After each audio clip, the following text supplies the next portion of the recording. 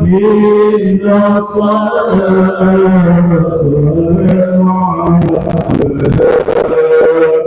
يوم الجزاء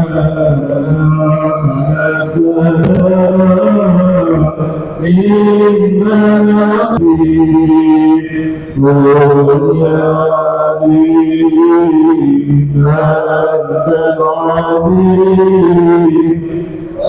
قد همنا العظيم وكل شيء همنا يا باسمك يا عظيم ولا للعصام الرسول سائرين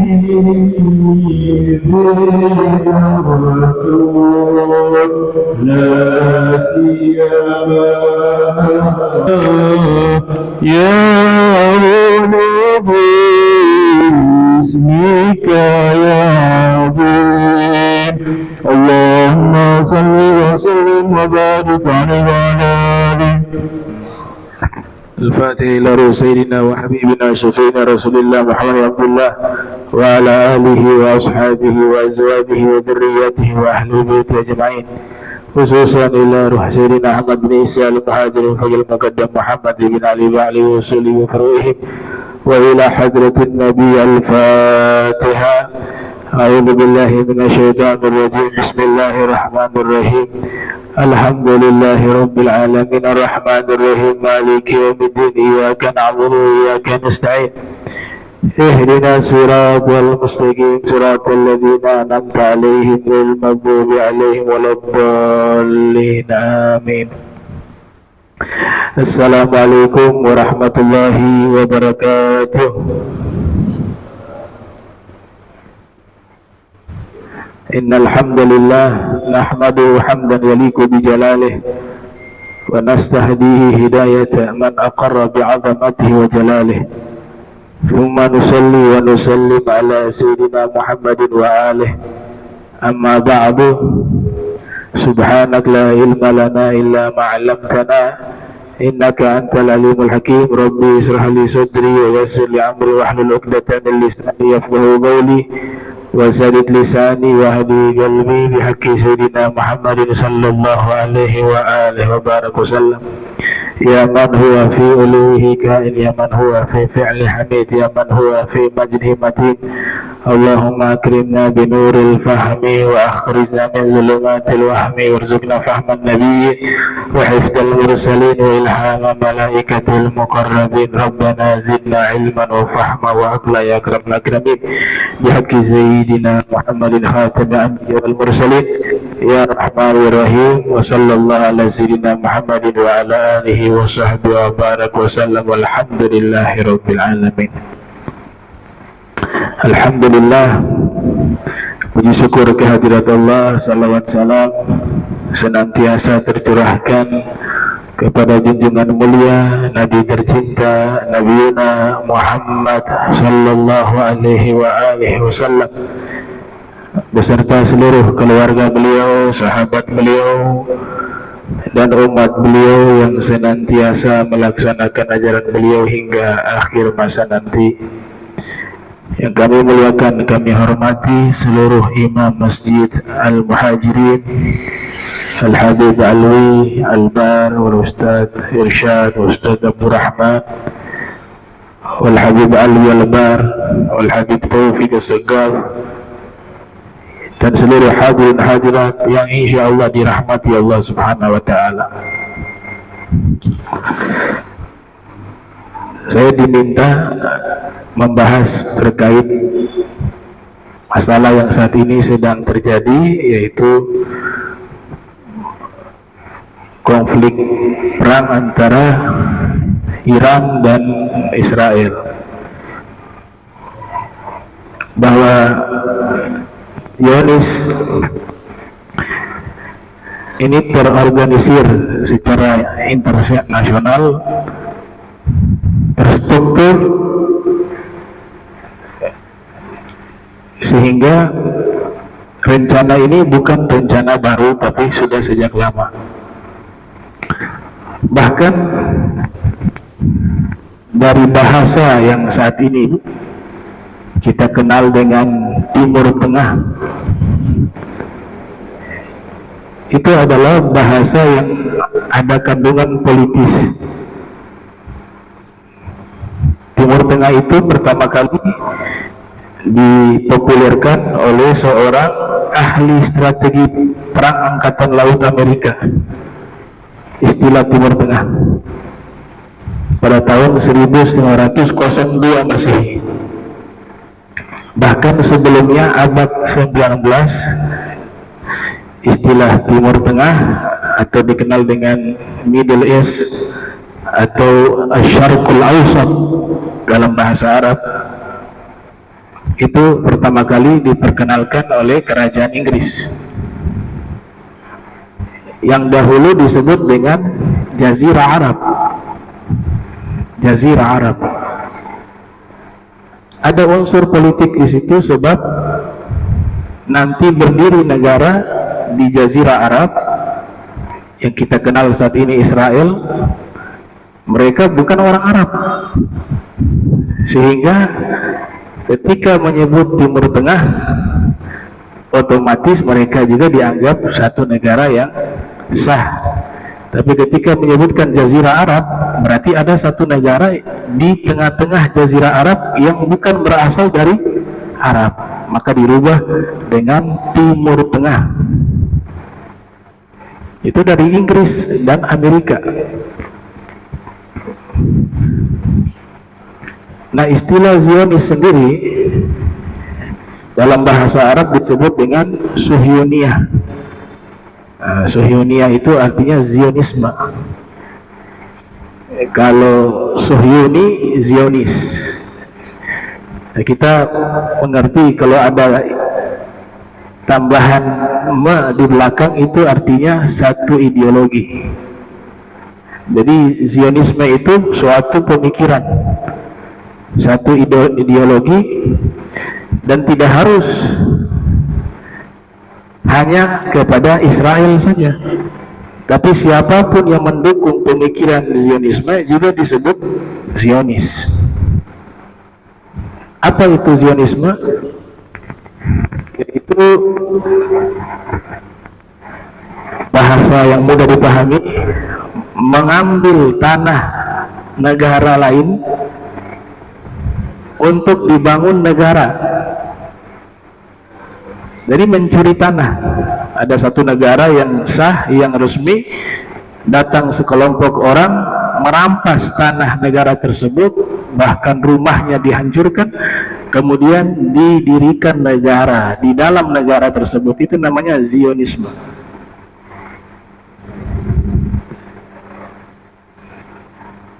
Jadi mencuri, merampas, merampok. Dan semua hukum konstitusi internasional menyatakan bahwa hal itu salah. Penjajahan model baru. Nah, orang-orang yang terlibat di dalamnya itu juga disebut Zionisme. Negara-negara yang mayoritas Islam saat ini semuanya pro Palestina, nggak ada yang tidak pro Palestina. Kalau ada yang tidak pro Palestina, perlu dipertanyakan keimanannya, perlu dipertanyakan keislamannya. Semua negara Islam yang mayoritas Islam pro Palestina, tapi tidak semua anti Zionis. Atau negara mayoritas Islam tidak ada sikap melawan Zionis. Antara dua, ada yang pro Zionis. Saya katakan pro Zionis karena selain pro Palestina, tapi masih ada hubungan bilateral antara satu negara Islam dengan Israel, baik itu perdagangan, bantuan keuangan, kemudian penyediaan landasan militer dan sebagainya. Semua negara Islam pro Palestina, tapi tidak semua anti Zionis. Atau dia tidak mau bersikap melawan Zionis, dia diam, atau pro Zionis. Yang melawan Zionis beserta pro Palestina, di situ ada Iran, di situ ada Yaman. Yang lain memberikan bantuan, makanan, minuman, pakaian dan lain sebagainya. Tapi yang betul-betul anti Zionis dan melawan dengan militernya itu Iran dan Yaman. Itu semua orang sudah tahu sekarang. Kita bisa lihat di media-media sosial dan berita-berita yang ada saat ini. Jadi Amerika juga Zionis kalau mendukung, terutama yang kita bahas kalau masyarakat bervariasi ya. Banyak juga di Eropa sekarang mereka mendukung Palestina dan anti Zionis, banyak. Tapi dari sisi pemerintahan yang jelas-jelas saat ini, apalagi kabar terbaru, Amerika juga sudah menginvasi Iran, sudah terang-terangan membantu Zionis Israel. Maka mereka juga adalah Zionis. Di dalam Islam jelas, di dalam Al-Quran, masalah ini gak bisa dipisahkan dengan masalah agama Islam. Peperangan yang terjadi ini gak bisa dipisahkan dengan masalah agama Islam. Walaupun masalah ini juga adalah masalah kemanusiaan, sudah bukan hanya masalah keagamaan. Tapi maksud saya tidak bisa dipisahkan dengan agama Islam karena punya hubungan terkait berita disebut hadis nubuah, berita tentang peristiwa yang terjadi di masa depan yang pernah disampaikan oleh Nabi kita Muhammad sallallahu alaihi wasallam, disebut dengan nubuah. Berita apa itu? Bahwa Nabi menyatakan nanti di akhir zaman akan terjadi satu peperangan yang terbesar sepanjang sejarah peradaban manusia. Diistilahkan dalam bahasa Nabi Al-Malhamatul Kubra. Dalam bahasa ahli kitab disebut dengan Armageddon. Jadi punya korelasi dengan apa yang terjadi saat ini. Sikap kita, siapa musuh kita, sudah diterangkan oleh Allah bahwa agama Islam ini hanya memusuhi orang-orang yang zalim, siapapun dia, dan dilarang membantu orang-orang yang berbuat zalim. Bahkan berbuat baik kepada orang yang zalim itu satu kezaliman. Ramah kepada orang yang zalim itu satu kezaliman. Walaupun dia tidak melakukan kezaliman, tapi dia berhubungan baik dengan pelaku daripada orang yang berbuat zalim, maka dia juga sama dianggap sebagai orang yang zalim. Fala udwana illa ala zalimin. Ini prinsip agama Islam. Fala udwana illa ala zalimin. Maka tidak ada permusuhan kecuali hanya kepada orang-orang yang zalim.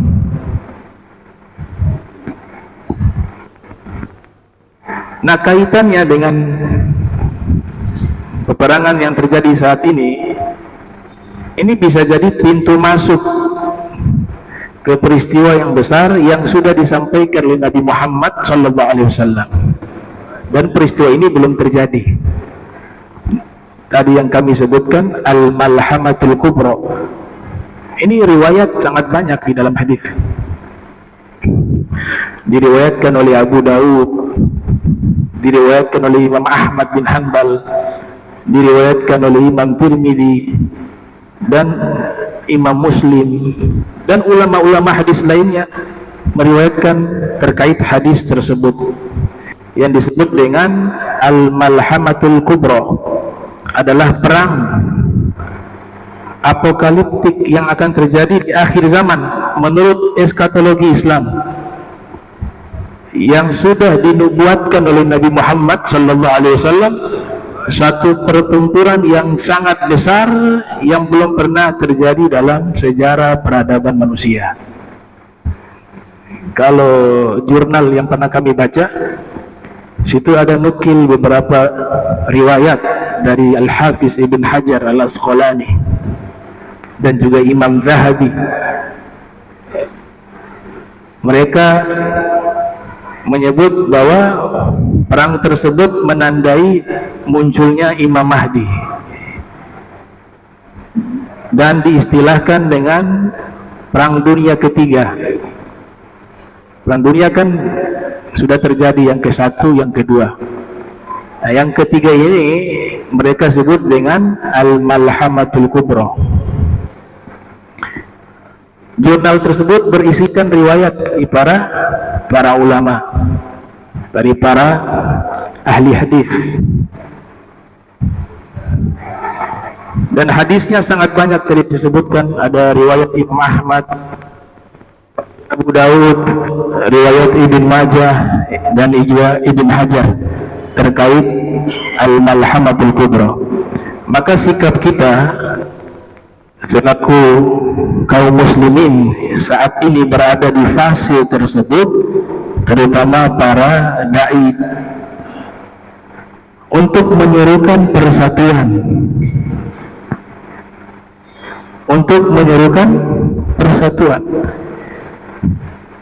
yang membuat umat Islam lemah saat ini. Salah satunya adalah propaganda Yahudi memecah belah umat Islam lewat sekte-sekte atau madhab.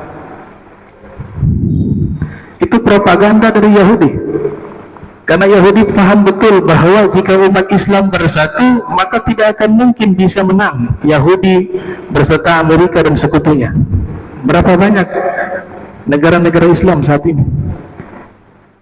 Maka produk pecah belah umat itu propaganda Yahudi, membenturkan antara ahli sunnah dengan syiah, ada wahabi, ada salafi dan lain sebagainya, seakan-akan ini semua beda agama, seakan-akan semua sekte ini bukan umat Islam, padahal semua ini Islam. Saya bisa buktikan pernyataan Imam Nawawi yang beliau sudah menjelaskan sejak ratusan tahun yang lalu. Lahir 631, wafat 676 Hijriah. Berbeda, benar berbeda, tapi bukan berarti mereka itu bukan saudara kita. Mereka tetap muslim. Inilah ajaran ahli sunnah wal jamaah. Kalau menyimpang, tapi jangan pernah mengeluarkan seseorang dari keislaman. Ini propaganda Yahudi. Makanya dalam situs resminya itu sekarang mereka coba membenturkan kembali Sunni dan Syiah. Orang Yahudi di situs resminya diungkit lagi secara historis, sejarah, diungkit lagi Presiden Suriah Bashar Assad membantai ahli sunnah yang mereka itu adalah Syiah, padahal tidak ada hubungan dengan Iran. Itu adalah oknum. Di ahli sunnah juga ada oknum di masa dahulu membantai orang dengan jumlah yang besar di Afrika. Ahli sunnah wal jamaah, bahkan dikatakan muridnya Imam Ghazali. Apakah kita mengatakan berarti ini ajaran ahli sunnah wal jamaah? Kan tidak. Oknum. Di setiap firqah ada oknum. Maka yang bijak pada saat ini, wa'tasimu bihablillahi jami'a wa la tafarraqu. Berpegang teguhlah dengan tali Allah secara keseluruhan, jangan kalian bercerai-berai. Tidak menutup kemungkinan kalau nanti Iran juga dihancurkan oleh mereka, kemudian Palestina dikuasai oleh mereka, dan negara-negara Islam lainnya, tidak menutup kemungkinan Indonesia juga bisa saja mengalami hal yang sama. Apalagi dengan persenjataan yang begitu canggih di masa kita, kumpulah Nawawiyah, bom nuklir, itu diceritakan oleh sahabat Sayyidina Abdullah bin Abbas, yang dimana disebutkan la taqumu sa'ah hatta yanzila ar-rum bil a'maq au bidabq. Tidak terjadi hari kiamat terkecuali orang-orang Romawi mereka turun di Dabq. Dabq itu satu perkampungan di Halab yang ada di Suriah. Dan Ibnu Abbas menceritakan bahwa senjata mereka pada masa itu adalah ledakan, tafjir, yang begitu dahsyat. Rasulullah Sallallahu Alaihi Wasallam bahkan menceritakan di dalam riwayat Imam Ahmad bin Hanbal bahwa mereka bertempur di darat, tapi yang di langit itu kalau ada burung lewat mati semuanya. Itu bahasanya Nabi Muhammad Sallallahu Alaihi Wasallam. Bom nuklir, kumpulah Nawawiyah.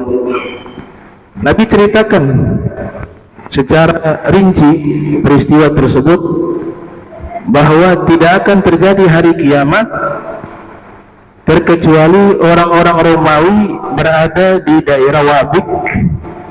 Kemudian Nabi lanjutkan ceritanya, terjadi peperangan antara umat Islam dengan orang Romawi. Orang Romawi 40 bendera, arba'ina roya. 40 bendera itu simbol negara. Di zaman Nabi gak ada negara, gak ada daulah, yang ada kerajaan. Ada kerajaan Romawi, ada kerajaan Persia dengan cabang-cabangnya di Habasyah, di Mesir dan sebagainya.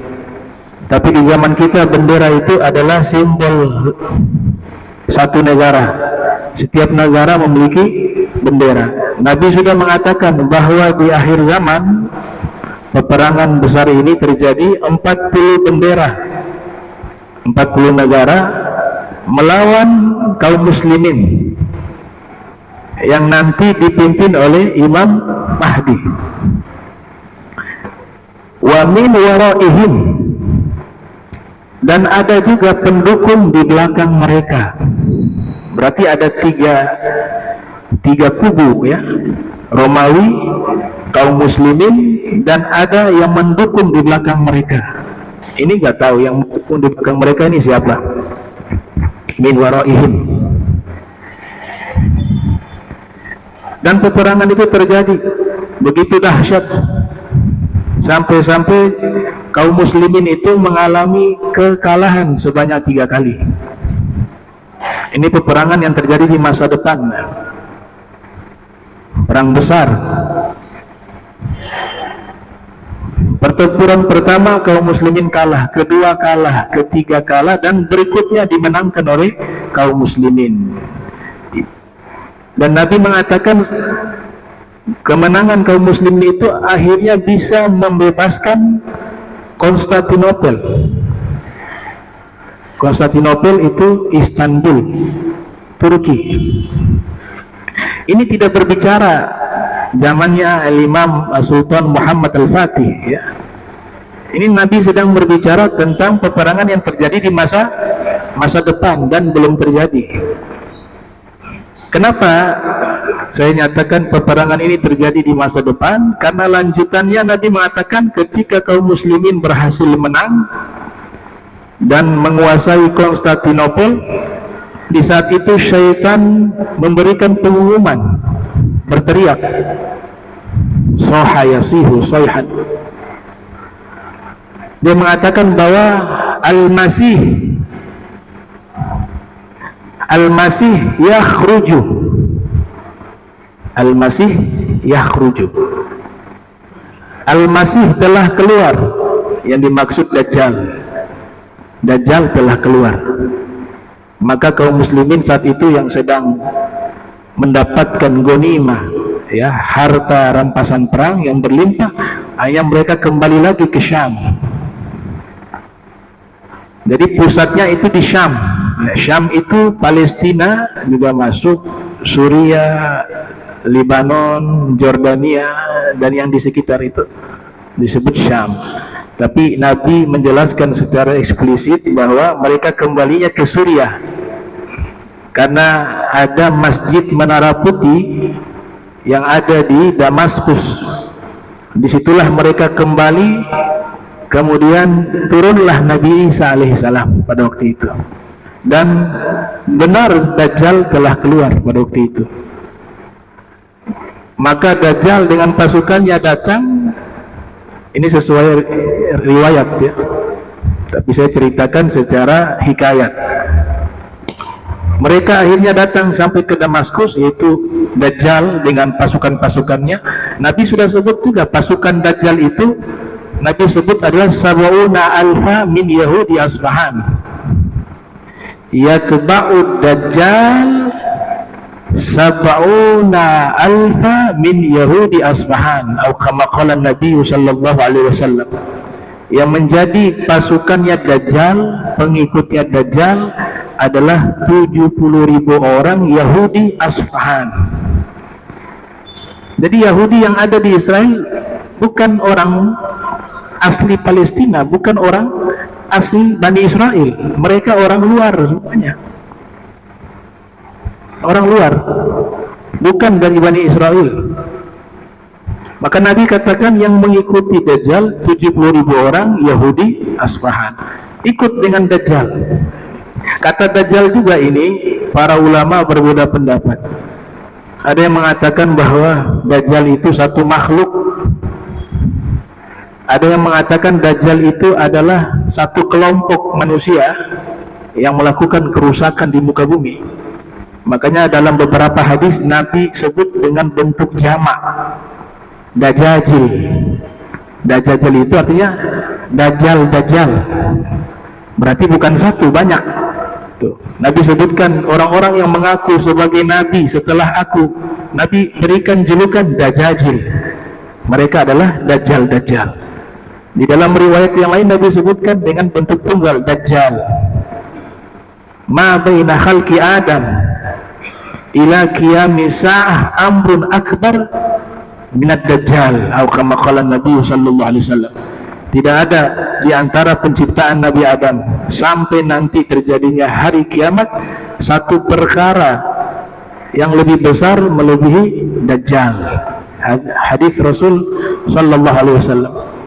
Maka Dajjal dengan pasukannya menyerang. Ada juga mengartikan Dajjal sistem.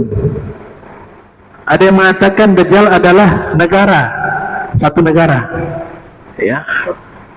Maka dalam tafsir Marogi mengatakan bahwa Dajjal itu satu daulah. Jadi banyak tafsiran Dajjal itu, istilah Dajjal itu tafsirannya banyak. Baik. Ketika Dajjal menyerang Imam Mahdi di Damaskus, saat itulah Nabi Isa turun. Maka saat Dajjal melihat Nabi Isa, dia mencair seperti cairnya garam.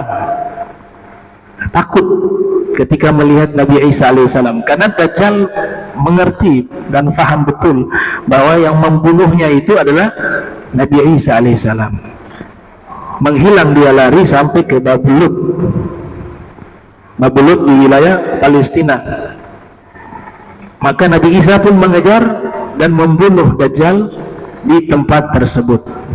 Setelah itu Nabi Isa kembali menunjukkan tombak di harbin, ya. Dengan tombak itu ditunjukkan kepada Imam Mahdi dan pasukannya bekas darah Dajjal yang ada di tombaknya, dan sudah menyatakan bahwa Dajjal telah dibunuh. Nah, ini perjalanan ini, kisah ini dari hadis Nabi Muhammad SAW itu berkaitan dengan peperangan besar yang terjadi di akhir zaman.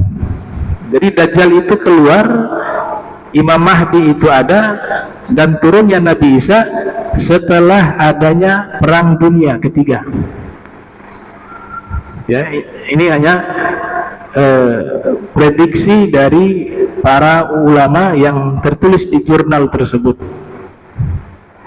Kita gak bisa memastikan kapan terjadinya, tapi isyarat-isyarat itu sudah menunjukkan ke arah tersebut. Kemudian Imam Nawawi, ya, Imam Nawawi menulis kitab Fiqh Rawdatul Talibin wa Umdatul Muftiyin. Para ulama, para fuqaha khususnya faham betul kitab tersebut. Nama kitab ini Rawdatul Talibin wa Umdatul Muftiyin. Kitab tersebut ada kurang lebih 8 jilid.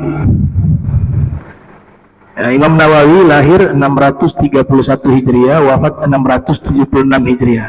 Kitab ini merangkum, ya, merangkum daripada kitab Fathul Aziz yang ditulis oleh Imam Rafi'i yang lahir tahun 555 Hijriah, wafat 623 Hijriah.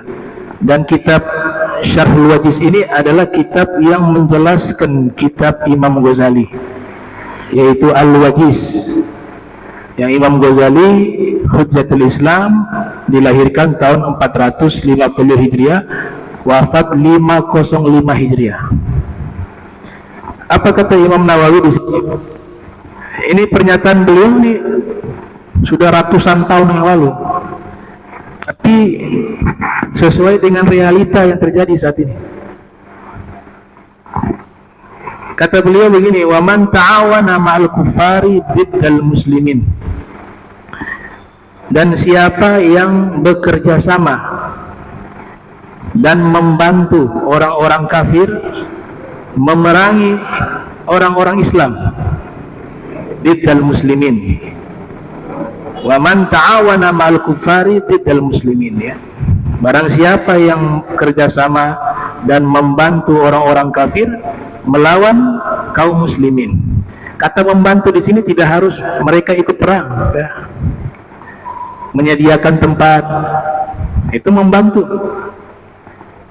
memberikan bantuan finansial itu membantu. Bahkan dalam konteks mereka negara yang mampu, militernya ada, mampu untuk bisa melawan tapi diam, itu juga sudah membantu. Sebagaimana hadis Rasul sallallahu alaihi wasallam, man aana ala ma'siyatin walau kana bi syatri kalimat kana syarikan lahu fiha. Dalam riwayat yang lain, man aana ala qatli muslimin walau kana bi syatri kalimah kana syarikan lahu fiha. Siapa yang membantu perbuatan maksiat walaupun sepotong kata, maka dia terlibat dalam perbuatan maksiat tersebut. Riwayat yang lain, siapa yang membantu membunuh seseorang muslim dengan separuh kata, kata Imam Sufyan Ats-Tsauri, separuh kata, misalnya dia baru bilang kalau membunuh, bunuhlah dalam bahasa Arab uktul. Baru kalimat saja, kemudian sudah terjadi pembunuhan dengan instruksi sepotong kata itu, maka dia sudah terlibat di dalam pembunuhan tersebut. Sekarang yang dibunuh bukan satu orang, yang di Palestina sudah berapa banyak. Terus yang lain hanya nonton, padahal militernya ada. Sekarang sudah bergerak bukan hanya negara-negara mayoritas Islam, negara-negara yang non-muslim sekalipun yang punya hati nurani, mereka bergerak, terutama sipilnya. Padahal kewajiban saat ini adalah kewajiban militer, karena peperangan ini bukan peperangan dengan skala kecil, tapi antara satu negara dengan negara, dengan kekuatan militer, kecanggihan teknologi yang ada saat ini. Kemudian Imam Nawawi melanjutkan, sawa'an kanu min ahlil haq atau min ahlil bid'ah al-muntasibin ilal Islam. Siapa yang menolong orang-orang kafir, memerangi orang-orang Islam, sama halnya mereka itu adalah ahlil haq, orang yang benar dalam akidahnya. Kalau dalam perspektif Imam Nawawi, tentunya ahli hak itu adalah ahli sunnah wal jamaah. Ya, dikatakan kita membantu orang kafir melawan orang Islam yang berada di atas kebenaran. Ahli sunnah wal jamaah menurut perspektif Imam Nawawi. Atau ada kata atau di sini. Atau kita membantu orang-orang kafir melawan min ahlil bid'ah al-muntasibin ilal Islam, orang-orang ahli bid'ah yang masih menisbatkan diri mereka kepada Islam. Jadi Imam Nawawi berpendapat bahwa ahli sunnah ini benar, ahlul haq. Yang selain ahli sunnah itu mereka ahli bid'ah. Ahli bid'ah itu sesuatu yang normal ya, karena Imam Nawawi memang ulama bermazhab Syafi'i, berakidah Asy'ariyah. Tentu mazhab beliau yang paling benar menurut beliau, Imam Nawawi. Dan selain mazhab beliau itu adalah ahli bid'ah, tapi masih menisbatkan diri mereka kepada agama Islam. Faqat irtakaba muharraman azimah. Jadi sekalipun kita membantu orang-orang kafir memerangi ahli bid'ah, tapi mereka masih menisbatkan diri mereka kepada Islam, maka orang yang ikut membantu mendapatkan dosa yang besar. Muharraman azimah. Li'annal muslimin, karena sekalipun mereka ahli bid'ah, mereka masih saudara kita, masih disebut sebagai orang Islam. Ini Imam Nawawi beliau sebut li'annal muslimin, mereka masih muslim. Makanya terjadi di masa dulu satu kelompok kaum muslimin ahli sunnah wal jamaah berperang dengan khawarij. Khawarij ini satu kelompok kaum muslimin yang ekstrim. Siapa yang tidak sepaham dengan mereka, darahnya halal ditumpahkan. Ekstrim. Siapa yang melakukan dosa, tidak ada istilah dosa kecil, dosa besar. Semua dosa itu besar. Dan pelaku dosa itu kafir. Yang berzina kafir, dibunuh. Yang minum minuman keras kafir. Dosa-dosa besar membuat pelaku dosa itu kafir. Itu akidah khawarij. Sehingga ada di antara mereka yang membunuh Sayyidina Ali, Ibnu Muljim atau Ibnu Muljam. Itu al-Khariji, seorang khawarij, mengatakan Sayyidina Ali sudah kafir. Ekstrim. Tapi ketika berperang dengan kaum muslimin dari kelompok ahli sunnah wal jamaah berhasil memenangkan peperangan, mengalahkan kaum khawarij. Salah satu komandonya, imam mereka, mengatakan bahwa jangan mengambil harta mereka, harus kembalikan kepada ahli waris. Kenapa? Karena mereka masih muslim, cuma mereka pemberontak, mereka ekstrim. Tidak ada hukum ghanimah, ada satu hukum harta rampasan perang. Itu hanya berlaku ketika menghadapi kafir harbi. Kafir harbi, orang kafir yang memerangi umat Islam saat ini, seperti Israel, seperti Amerika. Kafir harbi. Tapi kalau mereka masih muslim, maka harta mereka tetap dijaga walaupun menyimpang pemikirannya. Itu terjadi, tertulis dalam kitab sejarah. Wa in ikhtalafu fil aqaid, walaupun mereka itu berbeda dalam masalah akidah, berbeda. Ahli sunnah, Asy'ariyah wal Maturidiyah. Yang namanya ahli sunnah itu orang yang mengikuti ideologi Asy'ariyah, ulama-ulama Asy'ariyah dan Maturidiyah, nisbat kepada Imam Abu Hasan Al-Asy'ari dan Abu Mansur Al-Maturidi. Ini kelompok mayoritas di dunia ini. Islam Sunni diistilahkan. Ada kelompok Syiah, juga jumlahnya besar, jutaan di dunia ini pengikutnya. Ada Wahabiyah, ada Mu'tazilah, kalau kita tarik ke belakang lagi, ada Qadiriyah, Jabariyah, macam-macam, Jahmiyah dan sebagainya. Yang masalah akidah itu berbeda, tapi mereka tetap disebut oleh Imam Nawawi sebagai orang muslim yang menyimpang, tetap Islam tapi menyimpang. Ada perbuatan pada waktu itu membuat mereka kufur, pada waktu itu kufur, bisa mereka merujuk, tobat kembali, masuk Islam lagi.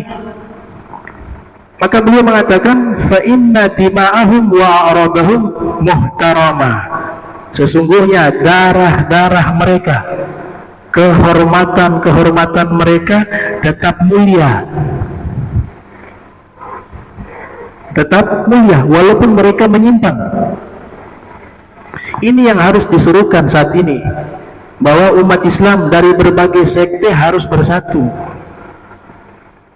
Jangan dulu lihat masalah mazhab, itulah propaganda daripada Yahudi untuk memecah belah kita, agar mereka dengan mudah bisa menghancurkan satu persatu negara-negara Islam, khususnya menjadi target utama. Petanya sudah ada tuh. Setelah Palestina, nanti yang di samping-samping tuh ada Jordan, ada Libanon, Mesir. Itu sudah ada perencanaan itu. Namanya Israel Raya. Kita masih berkelahi masalah, oh ini madhabnya ini, madhabnya ini, madhabnya ini. Di sana lagi buat nuklir. Di sana lagi merencanakan bagaimana ditumpas satu persatu negara-negara yang ada, dan bukan hanya negara Islam, negara-negara lainnya juga bisa juga akan dihancurkan yang bukan beragama Islam. Imam Nawawi, lihat, abad 6 Hijriah, beliau mengatakan darah mereka, orang-orang yang menyimpang dalam ajaran Islam tapi masih menisbatkan diri mereka kepada Islam, masih percaya Allah itu Allah, Tuhan, dan masih mengakui Nabi Muhammad itu adalah Nabi mereka, itu mereka semua masih disebut sebagai orang Islam menurut Imam Nawawi. Sholat juga masih ke Ka'bah. Itu firqonya banyak, kita gak bisa generalisir semua sama. Haji umrohnya masih di tanah suci. Ini berita sudah dicampur aduk sama Zionis. Zionis sendiri yang mengatakan saat ini mereka minta bantu kepada Amerika, itu sudah menandai satu kekalahan. Kalau gak kalah ngapain minta tolong? Ini gempuran tanpa henti-hentinya. Yang kedua, dengan cara propaganda, Islam Sunni, ayo kudeta ini. Di Iran itu masih ada ahli sunnah wal jamaah, tidak diganggu, masih ada hidup di sana. Ini Syiah. Jadi propaganda mereka untuk membenturkan sesama kaum muslimin agar terpecah belah, agar lemah dan diadu domba. Praktik adu domba ini kan sudah berhasil. Saddam Hussein di Irak, Muammar Gaddafi di Libya, bahkan di zaman sahabat mereka bisa membuat sesama sahabat berperang. Ada perang Siffin, ada perang Jamal. Siapa yang membuat ini? Mereka. Makanya Imam Nawawi mengatakan bahwa sekalipun berbeda dalam akidah, tapi kita semua tetap muslim, dan darahnya, kehormatan, mulia, dan menolong orang-orang kafir melawan mereka.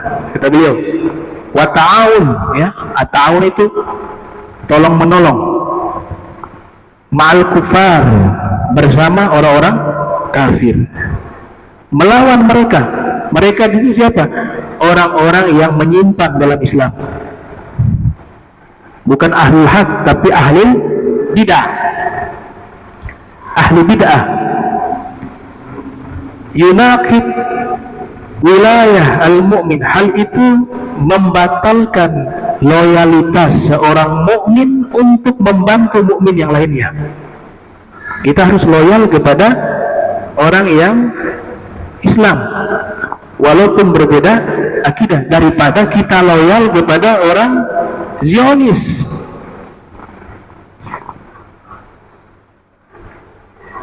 Kemudian beliau kutip ayat Allah Ta'ala berfirman di surat At-Taubah ayat 71, wal mu'minuna wal mu'minat ba'duhum awliya'u ba'd. Orang mukmin laki-laki dan orang-orang mukmin perempuan di antara mereka adalah saling tolong menolong, saling setia di antara mereka. Sekarang jelas siapa sih yang punya hati nurani kemudian mengatakan bahwa posisi Zionis Islam itu benar? Siapa? Nggak ada. Jadi dalam masalah hati nurani semuanya sepakat, cuma bedanya siapa yang berani lawan. Saat ini yang berani lawan Iran dan Yaman.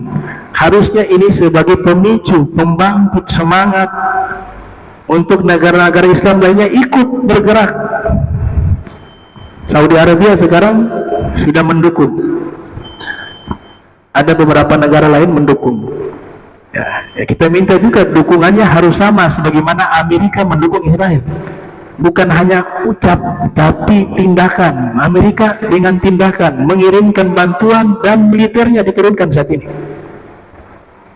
Kita harapkan negara-negara Islam juga demikian, bukan hanya mendukung tapi juga membantu dengan nyata, dengan militer. Ini sudah zamannya, ya.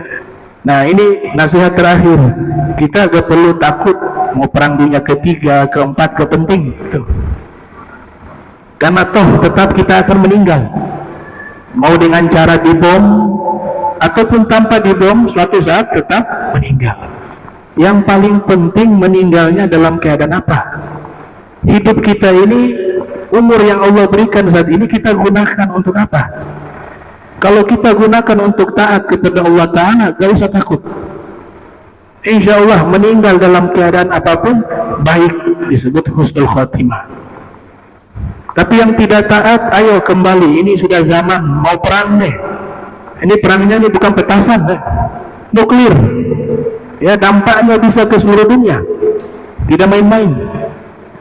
Maka yang jauh dari Allah, jauh dari Nabi Muhammad kembali, agar kita semua bisa meninggal dalam keadaan husnul khotimah. Itu yang paling terpenting. Ya, mudah-mudahan Allah Ta'ala berikan kita istiqamah fi ta'ah wal ibadah. Amin ya rabbal alamin. Allahumma ja'al jam'ana hadha jam'an marhuma wa tafarraqna min ba'dihi tafarruqan ma'suma wa la tajal minna wa la minna syaqiyya wa la mahruma. Subhanaka bihamdika asyhadu an astaghfiruka wa atubu ilaik. Wa sallallahu alaihi wasallam Muhammadin wa ala alihi wa sahbihi wa barik wasallam. Wa la minkum wassalamu alaikum warahmatullahi wabarakatuh.